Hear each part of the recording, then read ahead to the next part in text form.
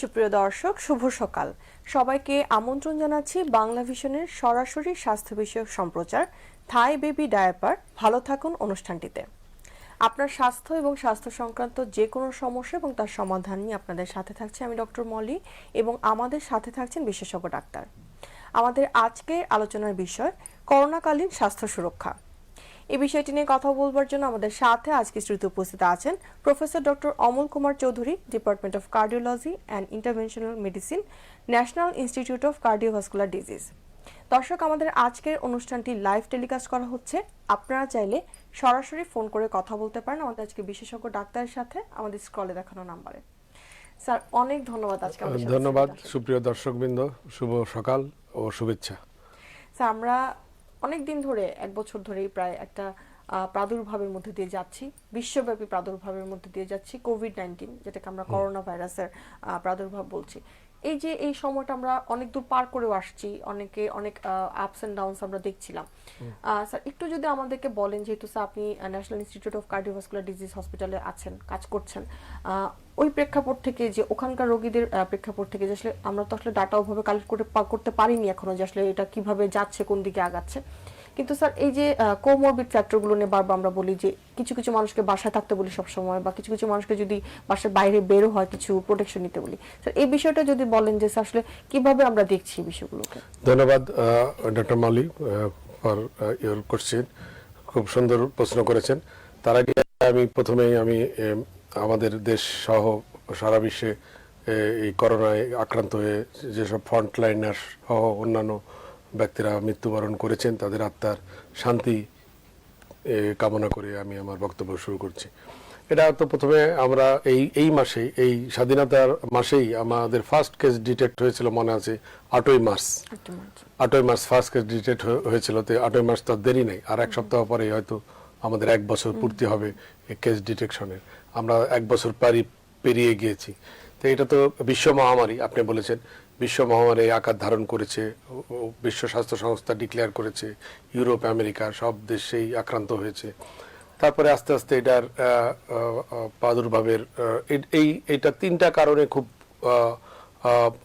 এই মহামারীটা আমাদের কাছে খুব প্যানিক, খুব আমরা ভয় পেয়ে গিয়েছিলাম 3টা কারণে। কারণ এই করোনা ভাইরাসটার সংক্রামিত হওয়ার হার অত্যধিক ছিল, যে একবারে একটা পেশেন্ট অন্তত 100-200 সুস্থ লোককে সংক্রামিত করার ক্ষমতা রাখে, 1 নম্বর। 2 নম্বর হচ্ছে এইটার জেনোমিক, এইটার স্ট্রাকচার প্রায় কিছুদিন পরপরই চেঞ্জ করে ফেলতো, ফলে এর বিরুদ্ধে রোগ প্রতিরোধ গড়ে তোলা নিজের বডির এবং ভ্যাকসিন তৈরি করা খুব ডিফিকাল্ট হচ্ছিল।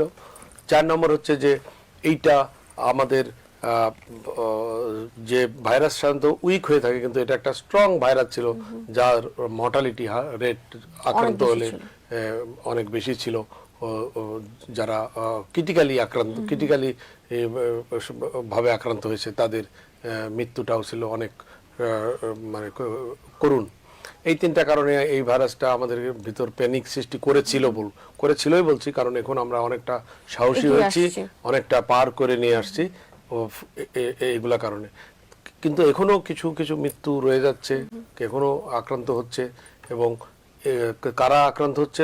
যাদের ভিতর কোমরবিটি বলে একটা শব্দ উচ্চারণ করেছেন, যারা বয়স্ক, এবং বয়স্কজনিত লোকদেরই জানেন যে প্রেশার, উচ্চ রক্তচাপ, diabetes, chronic bronchitis, chronic lung disease, chronic কিডনির অসুখ, এইগুলার প্রাদুর্ভাব বেশি থাকে। এইগুলার এবং ক্যান্সার পেশেন্ট যারা কেমোথেরাপি পাচ্ছে। কেন? কারণ এদের রোগ প্রতিরোধ ক্ষমতা কম। হয়তো একই এই করোনা ভাইরাস আমাদের শরীরে একটা পেশেন্টের এক্সপোজারে গেলাম, একজন একটা টিনেজার অথবা ইয়াং পেশেন্ট গেল, আর একজন 55 বছরের উপরে এতগুলো অসুখ নিয়ে গেল, দুইজনের চান্সই কিন্তু একই, দুইজনাই এফেক্টেড হবে। কিন্তু এই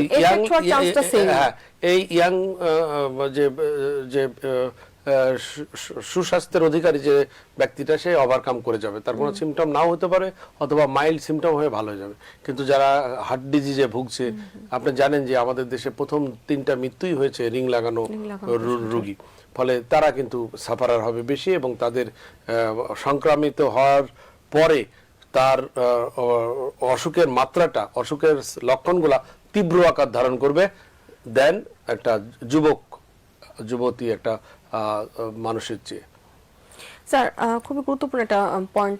অনেক সময় অনেক একটা ভুল ধারণা থাকে যে বয়স্ক যারা বা যাদের কোমরবিড ফ্যাক্টরগুলো আছে, বয়স না থাকলেও তারাই হয়তো বা বেশি আক্রান্ত হয়, ইয়াংরা আক্রান্ত হচ্ছে না। কিন্তু স্যার এই কথাটা আসলে, বিষয়টা হচ্ছে আক্রান্ত হবে সবাই, কিন্তু ওভারকাম করার যে বিষয়টা, মানে যারা বেশি হেলদি থাকবে বা হেলদি লাইফস্টাইল লিড করেন বা যাদের কোমরবিড ফ্যাক্টরগুলো কম আছে, তারাই হয়তো বা এটাকে সার্ভাইভ করে যেতে পারবে ভালোভাবে। হ্যাঁ, আপনি ঠিকই বলেছেন যে আপনি উত্তর দিয়ে দিচ্ছেন, কারণ যে হবে সবার একই, কারণ কারো হার্টের অসুখ, ডায়াবেটিসের প্রাদুর্ভাব, অথবা উচ্চ রক্তচাপ, ক্যান্সার থেরাপি পাচ্ছে, অথবা এদের চান্স অফ ইনফেকশন বেশি না, কিন্তু যদি হয়ে যায় দুইজনেরই একই, যারা হেলদি এবং যারা কোমরবিড কন্ডিশন দুইজনেরই কিন্তু একই রেট চান্স অফ ইনফেকশনের, আক্রান্ত হওয়ার। কিন্তু আক্রান্ত হলে তাদের তীব্রতা, অসুখের তীব্রতা, করোনার তীব্রতা বেড়েছে এবং তাদের মর্টালিটি রেট ইয়াংদের চেয়ে বেশি, এটা বলছে। কারণ কি? কারণ হচ্ছে যারা ইয়াং তাদের রোগ প্রতিরোধ ক্ষমতা, তাদের রোগ ইমিউনিটি সিস্টেম, তাদের বডি স্ট্রাকচার, তাদের বডির ফাংশন মোর স্ট্রেংথ থেকে শক্তিশালী যেন একটা বয়স্ক লোকের চেয়ে। এই ইভেন কি কোনো অসুখ ছাড়াও যদি 55 বছরের উপরে যারা আক্রান্ত হয়েছে তাদের কিন্তু মর্টালিটি রেট এবং তীব্রতা, করোনার তীব্রতা বেশি আমরা পরিলক্ষিত করেছি। স্যার, একটা বিষয় আপনি ফার্স্টে বললেন যে আমরা 1 বছর প্রায় পার করে ফেলছি। আমাদের যে ফার্স্ট কেসটা আমরা পেয়েছি 8ই মার্চ, গত বছর 2020 সালের কথা বলছি, 2021 এর অলরেডি 8ই মার্চ চলে আসছে। এই যে 1 বছর এসে আমরা বলছি যে অনেক দূর পেরিয়ে আসছি এবং আমরা অনেক দূর এগিয়েও গিয়েছি হয়তো বা। এই বিষয়টিতে স্যার আপনার কমেন্টটা যে আমি বলতে চাই যে কোনো একটা নতুন জিনিস আমাদের কাছে সোসাইটির শুধু অসুখ না, যে কোনো একটা নতুন জিনিস মানুষ একটা সন্দেহের চোখে, একটা কিছু অ্যাম্বিগুইটি থাকে যে আমরা বুঝতে পারছি না করোনা কি, কিভাবে লোকজন মারা যাচ্ছে, প্যানিক হয়ে যায়। এটাও তাই ছিল, কারণ আমি যদি কারো গতিবিধি, আমার কাছে যদি তথ্য না থাকে, একটা সাবজেক্ট সম্বন্ধে, একটা অসুখ সম্বন্ধে যদি প্রচুর তথ্য না থাকে যে এটার ফলো আপ কিভাবে করব, এটা টেস্ট কিভাবে ডায়াগনোসিস করব, এটার চিকিৎসা কিভাবে করব, তাহলে তো আমরা একটু পাজল হয়ে গেছিলাম প্রথম দিকে। পরে যখন আমরা কেস নিজেরা আমরা ডিল করতে অন্য জায়গা থেকে, ন্যাশনাল ছিল, ওয়ার্ল্ড ওয়াইড ছিল, অন্য জায়গা থেকেও আমরা তথ্য পেয়েছি। ওই তথ্যের সাথে আমাদের নিজস্ব বাংলাদেশের প্রেক্ষাপটের তথ্য, চিকিৎসা শাস্ত্রের আমরা মিল করে আমরা মোটামুটি একটা চিকিৎসা দাঁড় করিয়ে আমরা মর্টালিটি রেট অনেক কমিয়ে ফেলেছি। ওয়ার্ল্ডেও কমেছে, কিন্তু আমি মনে করি বহির্বিশ্বের উন্নত দেশের চাইতে আমাদের mortality rate very very very কম, অনেক কম ছিল। আমেরিকার দিকে তাকান, অ্যাকর্ডিং টু স্যার আমাদের লাইফস্টাইল অনুযায়ী, কারণ অন্যান্য দেশে অনেকটাই লকডাউন তারা মেনেছিল, অনেকটাই স্বাস্থ্যবিধি মেনে তারা চলছিল, তারপরেও কিন্তু মর্টালিটি রেট হাই ছিল। কিন্তু আমাদের অত লকডাউন আমাদের করতে হয় নাই, আমাদের ইকোনমিকের কোনো ক্ষতি হয় নাই তেমন, আমাদের শুধু শিক্ষা ব্যবস্থাটা একটু বন্ধ আছে আর সবকিছুই চালু আছে। এর মধ্যেও কিন্তু মর্টালিটি রেট কমেছে। আমরা চিকিৎসা দিয়েছি, প্রচুর চিকিৎসা। আমি একটা হসপিটালের করোনা কমিটির চেয়ারম্যান, আমি প্রেসিডেন্ট, আমার স্বাস্থ্য এই করোনা ব্যবস্থাপনা কমিটির আমি নিজে ডিল করেছি। এত বয়সেও আমি নিজে ডিল করেছি। আমাদের রোগী আমরা লস করি নাই, খুব কম লস করেছি। আমরা যদি একটু প্রতিরোধের বিষয়টিতে আসি, আমরা প্রতিকারের বিষয়টিতে একটু যাব, কারণ খুব গুরুত্বপূর্ণ একটু বিষয় নিয়ে আমরা আলোচনা করব। তার আগে স্যার একটু জানতে চাচ্ছি যে প্রতিরোধে যদি আমরা আগাতে চাই প্রতিকারের থেকে বেশি, কারণ এখনো অনেকেই হয়তো বা করোনার এক্সপোজারে যায়নি বা অনেকেরই হয়নি, বিশেষ করে অনেকে গ্রামাঞ্চলে মনে করে যে তাদের এখনো করোনা হয়নি বা করোনা ওখানে যায়নি, শহরে একটু বেশি হচ্ছে যেহেতু গ্যাদারিং এবং আমাদের এখানের খুবই ঘনবসতিপূর্ণ। তাদের প্রতিরোধের জন্য স্যার যদি একটু বলেন যে কোমরবিড ফ্যাক্টর যাদের আছে তাদের আসলে কিভাবে কি আমি অনেক চ্যানেলেই বলেছি, এই চ্যানেলেও মনে একবার বলে গেছি, আবার বলি দর্শকবৃন্দ যাতে উপকৃত হয়। সেটা হচ্ছে যে কন্ডিশনগুলো মানুষ একটা বয়স্ক লোকের বিরাজ করে, যে অসুখগুলা, তার মধ্যে 1 নম্বর হচ্ছে হার্টের অসুখ। সেটা খুব সুন্দরভাবে কন্ট্রোল রাখতে হবে তার, যাতে হার্টের অসুখের ওষুধগুলো সে নিয়মিত নেয়। Second, diabetes control. অনেকেই আমাদের কাছে কমপ্লেন করছেন যে আমরা বাড়াতে পারছি না, হাঁটতে পারছি না। ঠিক আছে, তাহলে বাসার ছাদে হাঁটুন অথবা বাসার মধ্যে হাঁটুন, দরকার হয় যদি কিছুই করা যায় নাই, জায়গা নাই, তাহলে একটু ওষুধ বাড়িয়ে নিন। থার্ড হচ্ছে উচ্চ রক্তচাপ কিন্তু খুব একবারে অপটিমাল রাখতে হবে। যে ওষুধ খাচ্ছেন সেই ওষুধে যদি ফেল করে, যদি রক্তচাপ কিন্তু 2 রকম হচ্ছে করোনার সিজনে। এক গ্রুপ বলছে যে আপনাদের কমে যাচ্ছে ওই আপনার ওষুধে, আর এক গ্রুপ বলছে আপনার ওষুধে বেড়ে যাচ্ছে। তাহলে যাদের কমে যাচ্ছে তাদের ওষুধ একটু কমাই দিচ্ছি, যাদের বেড়ে যাচ্ছে তাদের একটু বাড়াই দিচ্ছি, যাতে অপটিমাল উচ্চ রক্তচাপ কন্ট্রোল থাকে, একবারে মাত্রাযুক্ত সুগার লেভেল থাকে, তারপর প্রেশার ঠিক থাকে, হার্টের অসুখ ঠিক থাকে, ক্যান্সার থেরাপি যারা পাচ্ছে তাদের রোগ প্রতিরোধ ক্ষমতা কম থাকে আপনি জানেন, তাদেরকে একটু ঘরের মধ্যে থাকতে, তারা যেন এক্সপোজার না হয়, বাইরে গেলে মাস্ক ব্যবহার করে, এবং বাইরের যারা লোক ওই বাসার বাইরে যায় তারা যেন এসে কিছুক্ষণ তার সাথে না মিশে, বাবা মা বিশেষ করে এদের সাথে না মিশে। আর যারা ক্রনিক কিডনি ডিজিজে ভুগছেন তাদেরও রোগ প্রতিরোধ ক্ষমতা প্রচন্ড কম থাকে, ডায়ালাইসিস পেশেন্টের রোগ প্রতিরোধ ক্ষমতা কম থাকে, তারাও সাবধানে থাকবে। আর একটা গ্রুপ হচ্ছে যে ক্রনিক লাং ডিজিজ, যেহেতু এটা লাংসেরই অসুখ বলে প্রথমে প্রতীয়মান হয়েছিল, পরে কার্ডিওভাস্কুলার সিস্টেমে চলে এসছে যে এটা lung as well as cardiovascular সিস্টেমে এফেক্ট করে।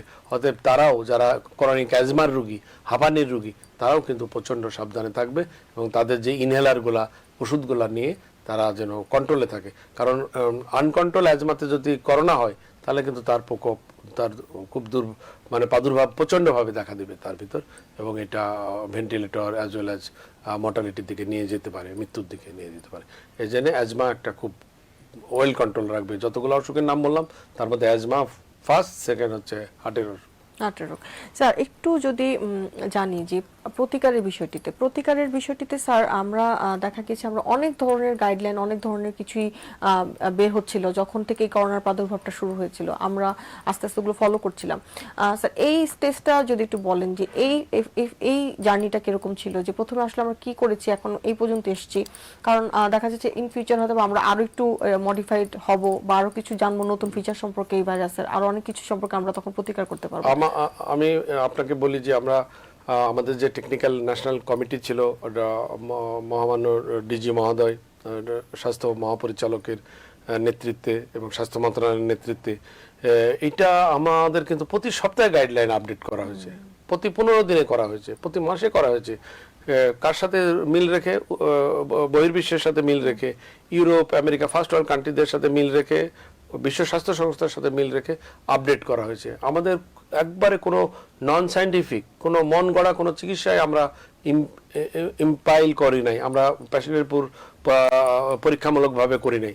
আমরা একবারে গাইডলাইন, আমাদের নিজস্ব গাইডলাইন করে সেটা দিয়েই আমরা এতদূর এগিয়েছি এবং আমাদের করোনা আক্রান্ত রোগীদের অসুখের তীব্রতা কমিয়েছি, মৃত্যুর হার কমিয়েছি। ফলে আমাদের গাইডলাইন ঠিক আছে। এই ওষুধগুলো আমার মনে হয় এই দর্শকরা বুঝবেও না, ওষুধের নামগুলা বলাও ঠিক হবে না।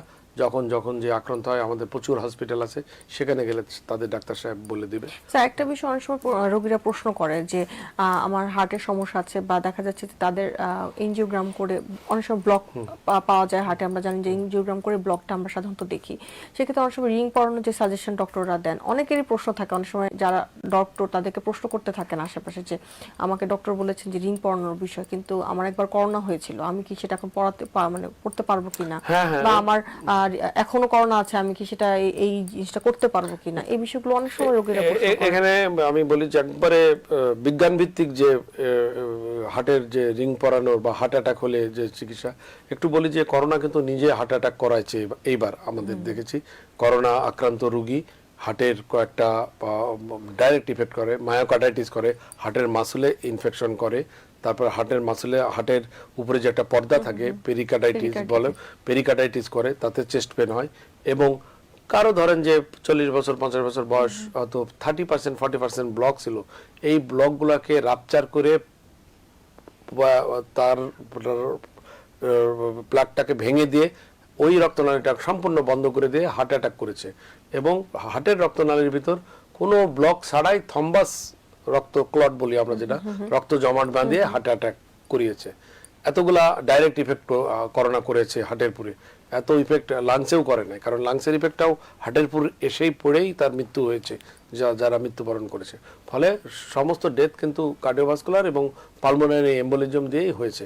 তো এখন জানতে চাচ্ছেন যে আমাদের এবার প্রোটোকল ছিল যে ক্যাথল্যাব আলাদা, যা করোনা ক্যাথল্যাব, একটা রোগী করোনা হয়েছে, করোনা পজিটিভ হার্ট অ্যাটাক হলো, তার চিকিৎসা লাগবে না, তার এনজিওগ্রাম লাগবে না, যা আমাদের যাদের ক্যাথল্যাব আলাদা একটা সেপারেট করা ছিল, যেটা ডেডিকেটেড ফর করোনা পেশেন্ট, তাদের এনজিওগ্রাম করে আমরা দেখে যদি রিং পরানোর মতো মনে হয়েছে তা আমরা রিং পরিয়েছি, এবং তাতে এক্ষেত্রে কোনো স্যার, ক্ষতি নাই। কোনো ধরনের কোনো সাইড এফেক্ট কি বেশি হয়েছে কিনা, বা এই ধরনের কি আপনারা ফিল করেছিলেন কিনা পেশেন্টটাকে ডিল করতে যেয়ে? কারণ অনেক সময় অনেকের ভয় থাকে যে আমি করোনা হয়েছে, আমি এখন আর এটা করব না। কিছু প্রিকশন নিতে হয়েছে, যেমন এই পেশেন্টগুলোর আমরা থম্বোলাইটিক, আমরা অ্যান্টিকগুলেন্ট একটু বেশি দিন দিতে হয়েছে, অ্যান্টিপ্লাটিলেট বেশি দিতে হয়েছে, এই কিছু এক্সট্রা প্রিকশন আমাদেরকে নিতে হয়েছে। এবং আমরা বাংলাদেশে যেটা করেছি, করোনা আক্রান্ত হলে এবং তার সাথে যদি হার্ট অ্যাটাকের মতো হয়, তাদেরকে আমরা আগে 2 সপ্তাহ করোনা চিকিৎসা দিয়ে করোনাটা নেগেটিভ করেছি। নেগেটিভ করে তারপরে এনজিওগ্রাম করে রিং পরাতে হলে রিং পরিয়েছি, রিং পরানো না লাগলে ওষুধ দিয়ে ছেড়ে দিয়েছি।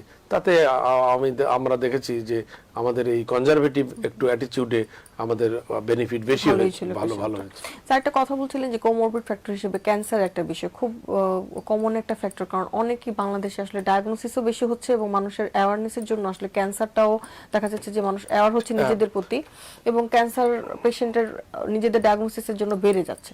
এই যে স্যার ক্যান্সার পেশেন্টরা যারা আবার হার্টের সমস্যাও থাকে, তাদের ক্ষেত্রে স্যার করোনাকালীন বিষয় আপনাদের সাজেশন? ধন্যবাদ ডক্টর মল্লিক, আপনি ক্যান্সার নিয়ে বেশ উদ্বিগ্ন। ক্যান্সারের অবশ্যই ক্যান্সার থেরাপি যারা পায় তাদের ইমিউনোসাপ্রেস থাকে, আবার হার্টের অসুখও থাকে, তার জন্য তাদেরকে খুব প্রিকশনলি খুব ভালোভাবে তাদের চিকিৎসাটা কন্ট্রোল করতে হবে। কারণ ক্যান্সার থেরাপিগুলো কিন্তু হার্টের উপরে প্রচন্ড ইফেক্ট ফেলে, মায়োকার্ডাইটিস করে, cardiac toxic for the myocardium damage করে। এই যে অ্যাজাথ্রোপিন, সাইক্লোফসফেট যেসব ড্রাগগুলো আছে, আমরা লাং ক্যান্সার বা ব্লাড ক্যান্সার এগুলোতে ইউজ করি। ফলে এদেরকে খুব সাবধানে রাখতে হবে, খুবই হার্টের চিকিৎসাও ঠিক মতো অ্যাপ্রোপ্রিয়েটলি করতে হবে, ইমিউনোসাপ্রেস কন্ডিশন থাকে, এই জন্য তাদেরকে করোনার যাতে এক্সপোজ না হয় এইভাবে চিকিৎসা করতে হবে। কিন্তু আপনাকে একটা কথা বলি, যেহেতু আমি কার্ডিওলজির, আমরা ক্যান্সার নিয়ে অ্যাওয়ার, কিন্তু আমরা হার্ট ফেলার রোগী নিয়ে অতটা অ্যাওয়ার না। এই জন্য আপনার মাধ্যমে আমি আমাদের দর্শকবৃন্দ জনগোষ্ঠীকে বলতে চাই, 100টা ক্যান্সারের রোগী যদি আজকে আপনি ডিল করেন, 22 সালে যায় আপনি 96টা বা 90টা পাবেন, 10টা হারাবেন। কিন্তু 100টা হার্টের রোগী যদি আপনি ডিল করেন, আপনি 22 সালের জানুয়ারিতে যায় আপনি 50টা পাবেন। আপনি কি বুঝতে পারলেন যে 50% মর্টালিটি, হার্ট ফেলারের মর্টালিটি হাইয়েস্ট মর্টালিটি, এবং 30 সালে এই সাবকন্টিনেন্টে 40% ডেথ হবে, শুধু কার্ডিওভাস্কুলার ডেথ হবে। এই 30 সালে শুধু কার্ডিওভাস্কুলার, সব ডেথ বন্ধ হয়ে যাবে, কার্ডিওভাস্কুলার ডেথ। আমি একটা পরিসংখ্যান দিলাম, বড় স্টাডির পরিসংখ্যান। আমরা এই বিষয়টিতে আরেকটু আসবো। একটা ফোন আছে স্যার, ফোন নিচ্ছি। জি, হ্যালো দর্শক, আপনার নাম এবং বয়স বলে প্রশ্নটি করুন। জি, আমার নাম মুসলিম উদ্দিন, আমি ঢাকা থেকে বলছি, বয়স 62। জি স্যার, শুনতে পাচ্ছেন, আপনার প্রশ্নটি করুন। জি, আমি প্রথম রিং পড়ছি 10 সালে, দ্বিতীয় রিং পড়ছি 14 সালে, এবং তৃতীয় রিং পড়ছি 2000 সালের জুলাই মাসে। এখন আমার ব্লক 4টা, এখন আমি করোনার টিকাটা নিতে পারবো কিনা, স্যারের কাছে আমার প্রশ্ন। আচ্ছা দর্শক, আপনি আমাদের সাথে থাকুন, আমরা উত্তরটি নিচ্ছি। খুবই গুরুত্বপূর্ণ একটি প্রশ্নের উত্তরে আচ্ছা, আমরা তো এমনিও ভ্যাকসিনে আসতাম, যেহেতু দর্শক আমাদের শ্রদ্ধেয় দর্শক এই কোশ্চেনটা করেছে, এটা দিয়ে আমরা ভ্যাকসিনের ব্যাপারটা শেষ করি। সেটা হচ্ছে, ভ্যাকসিন কিন্তু বিশ্ব স্বাস্থ্য সংস্থা, উন্নত বিশ্ব এবং আমাদের দেশেও প্রথমে স্বাস্থ্য পরিদপ্তর করেছিল 55 বছরের উপরে। 55 বছরের উপরে যারা, তাদের কি শুধু অ্যাপসটা ফিল আপ হচ্ছিল, নিচে হচ্ছিল না। তার কারণ হচ্ছে যে যাদের বয়স বেশি, তাদের ইমিউনিটি সিস্টেম একটু উইক, তাদেরকে আগে প্রোটেকশন করা দরকার একটা জাতির জন্য। তার মধ্যে যাদের, যে দর্শক 14 দর্শক কোশ্চেন করলেন যে হার্টের রিং পরানো, সে তো আরো ভালনারেবল।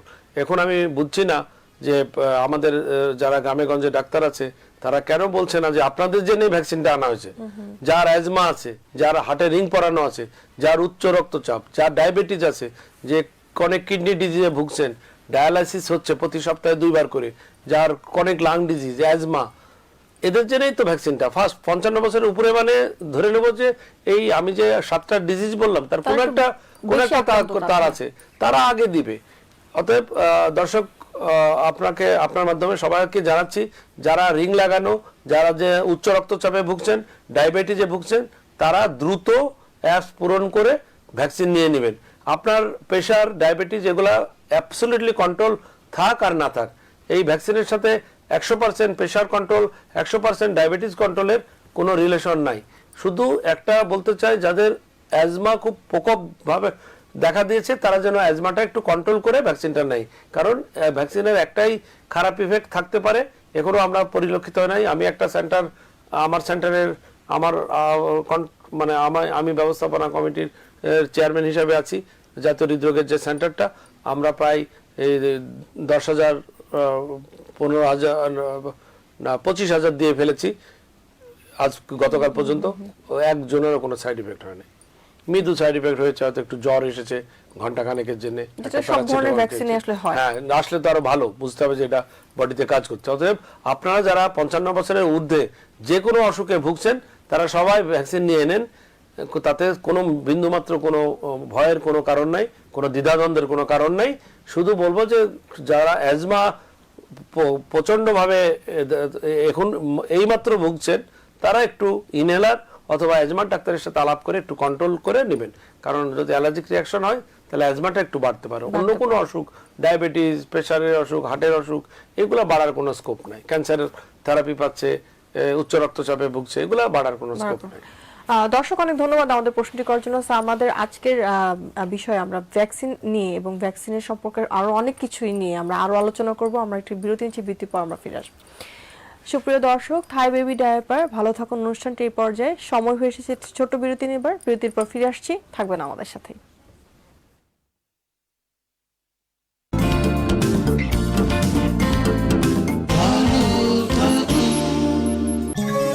আপনারা দেখছেন সরাসরি অনুষ্ঠান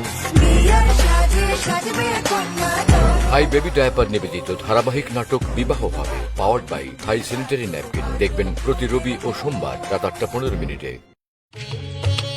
বিশেষ আয়োজন, বিশেষ প্রদর্শনী, চিত্রকলা, নাট্যকলা, চলচ্চিত্র, স্থির চিত্র,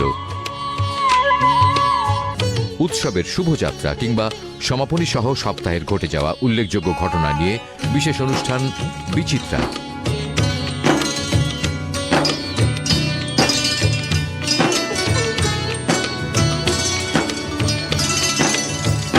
আবু হানিফের প্রযোজনায় বিশেষ অনুষ্ঠান বিচিত্রা দেখবেন প্রতি বুধবার বিকেল 5:35। কোন সব রোগীরা সবচেয়ে বেশি ঝুঁকিতে আছে? সবচেয়ে বেশি ঝুঁকিতে হলো যারা ডায়ালাইসিস করছে। আমরা যে মানুষকে ঘরে থাকতে বলছি, স্বাস্থ্যবিধি মেনে চলতে বলছি, এটা হচ্ছে না। কেউই আসলে ঝুঁকির বাইরে নেই।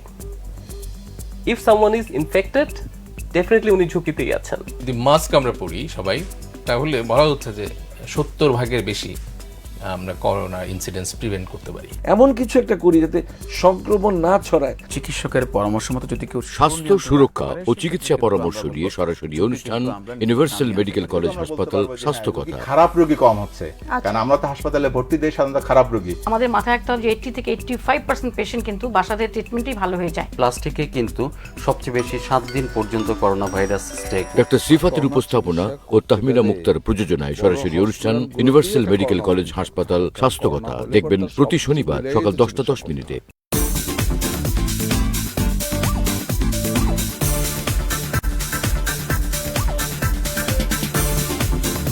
রূপচর্চা ও রূপচর্চার টিপস নিয়ে safe hands liquid hand wash নিবেদিত সৌন্দর্য বিষয়ক অনুষ্ঠান সৌন্দর্য কথা।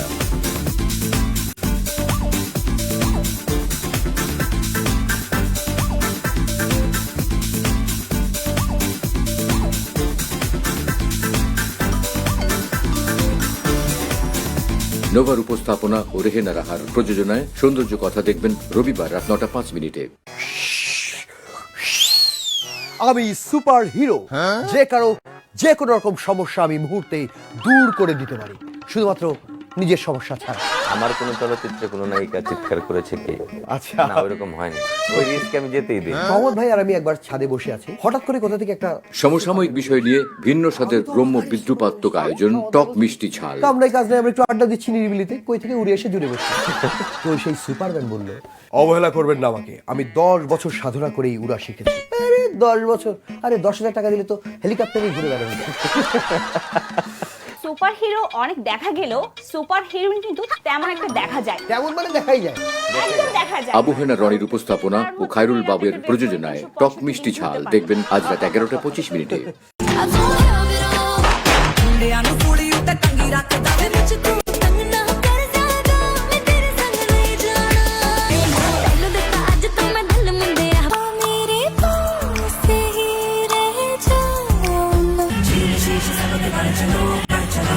সিল্কি সিল্কি আজকে যে তোর শ্যাম্পু করা চুল হলি সত্যি আমার প্রেমিকা। দেশ বিদেশের সবচেয়ে সেরা সেরা ভিডিও ট্র্যাক্স নিয়ে সাজানো অনুষ্ঠান টপ ট্র্যাক্স।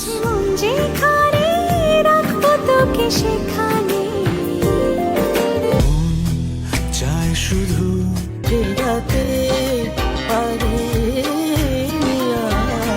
তোমাকে ভালোবাসা ঝুম বৃষ্টিতে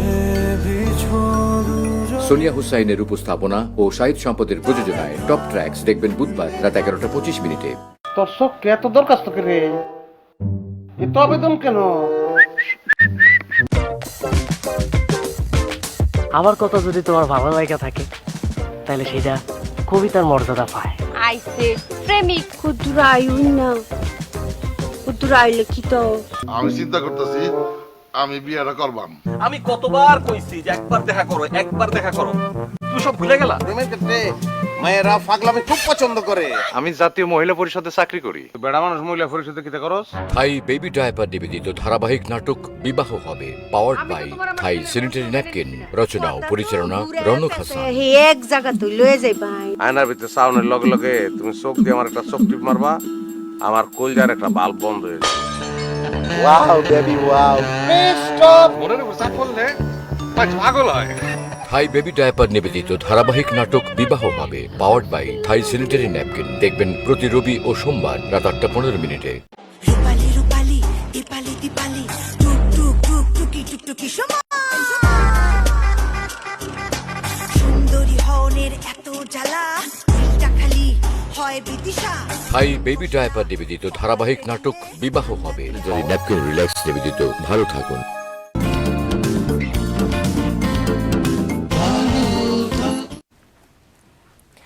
সুপ্রিয় দর্শক, বিরতি শেষে আবারও ফিরে এলাম থাই বেবি ডায়াপার ভালো থাকুন অনুষ্ঠানটিতে। আমাদের সাথে থাকার জন্য ধন্যবাদ। দর্শক, আমরা বিরতিতে যাবার আগে কথা বলছিলাম করোনাকালীন যে ভ্যাকসিন এখন আমরা নিচ্ছি সেই বিষয়টি নিয়ে অনেকের অনেক ধরনের প্রশ্ন থাকে, আমরা স্যারের কাছ থেকে কিছু জানবো। স্যার, একটা ফোন আছে আমাদের সাথে, স্যার ফোনটি নিয়ে দেন আমরা কথা বলছি। জি হ্যালো দর্শক, আপনার নাম এবং বয়স বলে প্রশ্ন করুন। জি আসসালামু আলাইকুম। ওয়ালাইকুম আসসালাম। আমি আফিজউদ্দিন পশ্চিম সোনারপাড় ড্যামরা থেকে বলছিলাম আপা। জি স্যার, শুনতে পাচ্ছেন? আমার প্রশ্ন হলো, আমি রোগী নিজেই না, আমার প্রশ্ন হলো বর্তমানে যে আমরা করোনা ভাইরাসে যে কোভিড-19 যে ভ্যাকসিনটা দিচ্ছি, এই অন্তঃসত্ত্ব মা যারা 4 মাস বা 6 মাস বা 8 মাসের প্রেগন্যান্সি আছে তারা সেই টিকাটি নিতে পারবেন কিনা? আচ্ছা জি দর্শক, আপনি আমাদের সাথে থাকুন, আমরা উত্তরটি নিচ্ছি। ধন্যবাদ দর্শক, আপনাকে একটা খুব ইম্পর্টেন্ট কোশ্চেন করার জন্য। এই ভ্যাকসিনের এই প্রেগন্যান্সিতে এবং ল্যাকটেশনের ট্রায়াল হয় নাই, অতএব এই মুহূর্তে আমরা এই প্রেগন্যান্সি এবং যারা যেসব মা দুগ্ধপান করান তার বাচ্চাকে বিরত থাকার জন্য অনুরোধ জানাচ্ছি আপাতত। তারপর আমরা যদি এখান থেকে 6 মাস বা 1 বছরের মধ্যে আমরা যদি একটা সিদ্ধান্তে আসতে পারি যে দেওয়া যাবে, তখন আমরা দিতে পারবো। আপাতত আপনি বন্ধ ভ্যাকসিনটা বিরত থাকবেন তাকে নিয়ে। দর্শক অনেক ধন্যবাদ। দর্শক, আপনার জানার জন্য বলে দিই, আমার অধিকাংশ সময় যে ধরনের ভ্যাকসিনগুলো আমরা ব্যবহার করি সেগুলো যে আমরা কখনোই আসলে প্রেগনেন্ট মাদার বা যারা প্রেগনেন্ট বাচ্চা হবে বা যারা দুধ পান করা হচ্ছে বাচ্চাদের, তাদের উপর আমরা আসলে সাধারণত পরীক্ষা নিরীক্ষাগুলো করতে পারি না, কারণ এটা করা সম্ভব হয় না। সো এই বিষয়গুলোতে আমরা হয়তো বা ভবিষ্যতে আরো ভালো করে জানতে পারবো। দর্শক অনেক ধন্যবাদ আমাদের প্রশ্নটি করার জন্য। স্যার, যে বিষয়টা আমরা কথা বলছিলাম যে আমরা ভ্যাকসিন বিষয়ে, এখন সবার খুব কমন প্রশ্ন, কারো যদি অনেকটা বিষয়টা এরকম যে মাথা ব্যথা থাকলে তার প্রশ্ন থাকে যে আমি কি এখন ভ্যাকসিন কি নিতে পারবো কিনা, বা এটার কোনো সাইড এফেক্ট হবে কিনা আমার, আদারওয়াইজ আরো অনেক কোমরবিড ফ্যাক্টর বাংলাদেশের মানুষের অনেক ধরনের। আমি তো একটা আপনি উত্তর অলরেডি দিয়েছেন। আমি দিয়ে ফেলেছি যে সবাই দিতে পারবে। 55 বছর আমার টার্গেট, আমার ব্যক্তিগত ওপিনিয়ন যে বয়স্ক ও আমাদের দেশের সিনিয়র সিটিজেনরা আগে পাক, কারণ আমি আমাদের সেন্টারটা, জাতীয় হৃদরোগ সেন্টারটা 5 তলায়। পরে যখন সেকেন্ড ডেতে বুঝতে পারলাম যে বৃদ্ধ লোকরা ওখানে লিফটে না পেলে 1 তলা সিঁড়ি উঠতে হয়, পরে নিচে আমি 2টা বুথ করেছি শুধু ওই সিনিয়র সিটিজেনদেরকে দেওয়ার জন্য। তাহলে বুঝতেই পারছেন যে আমার টার্গেট হচ্ছে সিনিয়র সিটিজেন। এদের মাথা ব্যথা থাক বা জ্বর থাক বা আমরা যেটা বলি জ্বর হয়তো এমনি আসতে পারে, 1-2 দিন প্যারাসিটামল খেলো, জ্বরটা একটু কমে গেলেই সে নিতে পারবে। তারপর মাথা ব্যথা, শরীর ব্যথা, এইগুলা ভ্যাকসিন না নেওয়ার কোনো কারণ নাই। আর আগে তো বলে এসেছি যে ওদের জন্যই তৈরি, ডায়াবেটিস, উচ্চ রক্তচাপ, cancer patient, kidney patient, lung patient, এদের জন্যই, যাদের কোমরবিডিটি আছে তাদের জন্য ভ্যাকসিনটা তৈরি এবং বয়স্কদের জন্য তৈরি। অতএব সবাই নির্দ্বিধায় নিতে পারবে, কোনো ডাক্তারের চেম্বারে যায় শোনার দরকার নাই যে ভ্যাকসিন নিব কি নিব না। শুধু অ্যালার্জিক রিয়াকশন যারা ভুগছেন, যে কিছু খেলেই তাদের গায়ে র্যাশ বাড়ায়, কিছু খেলেই হাসি কাশি হয়, তারা তাদের নিজস্ব ডাক্তারের কাছে একটু মতামত নিতে পারেন। তাও বলি যে একটা অ্যান্টিহিস্টামিন খেয়ে ভ্যাকসিনটা নিয়ে আর একটা অ্যান্টিহিস্টামিন খেয়ে নিলেই হয়ে যাবে। আচ্ছা, আমরা একটু যদি অনেকের প্রশ্ন, মানে ইন জেনারেল পিপলের একটা কোশ্চেন থাকে যে ভ্যাকসিনটা আসলে কতটুকু কাজ করবে বা আদৌ কি কাজ করছে কিনা, বা অন্যান্য দেশের তুলনায় আমাদের দেশে এটা আসলে আউটকামটা আমরা কি কতটুকু পাবো কিনা, বা এই বিষয়টি তো অনেক প্রশ্ন থাকে। ধন্যবাদ ডক্টর মলি, যে এই কোশ্চেন তো খুবই যুক্তিযুক্ত। একটা নতুন কোনো ওষুধ আসলে আমরা দেখেছি যে আমরা লিখলেও, আমাদের মতো চিকিৎসক লিখলেও খেতে চায় না, ঘুরে আসে বলে স্যার আপনি ওই ওষুধটা যে লিখছিলেন নতুন ওষুধ, ওটা কিন্তু বাদ দিয়ে আমি খেয়ে এসেছি। 3 মাস পরে এসে বলে যে 3 মাস ওই ওষুধটা খাই নাই। তো ফলে ভ্যাকসিনের একটা নতুন ডিজিজের একটা ভ্যাকসিন বেরিয়েছে, আপনি জানেন কিনা জানি না, ডিপিটি, পলিও, এই ভ্যাকসিনগুলা আমাদের এইসব প্রোগ্রামে, ইপিআই প্রোগ্রামে ঢুকাইতে বছরের পর বছর লেগেছে। ফলে কিন্তু সেগুলোও কিন্তু করোনা থেকে কম মারাত্মক কোনো অসুখ ছিল না। তাদের ডেথ ছিল কত, ডিপথেরিয়া হলে মৃত্যু অবধারিত, টিটেনাস হলে মৃত্যু অবধারিত, সেগুলোও কিন্তু কম মহামারী অসুখ ছিল না। ফলে এখানে আমার মনে হয় জনগণের অ্যাটিটিউড অনেক ভালো, যে তারা একটু স্লো গেলেও, এখন তো আমরা প্রতিদিন প্রায় 2000-3000 করে ভ্যাকসিন দিচ্ছি এবং এত ভিড় যে ফলে জনগণকে বলতে চাই যে এই ভ্যাকসিনটা খুবই ভালো ভ্যাকসিন। এবং মার্স ভ্যাকসিন মানে অনেকগুলা স্ট্রেন কাভার করে এই ভ্যাকসিনটা বানানো হয়েছে। স্ট্রেন মানে যে এই যে করোনা ভাইরাস যে আপনারা শুনেছেন যে কিছুদিন পর পরই তার ক্যারেক্টার চেঞ্জ করে, এই অনেকগুলা ক্যারেক্টারকে অ্যাকুমুলেট করে ভ্যাকসিনটা করা হয়েছে।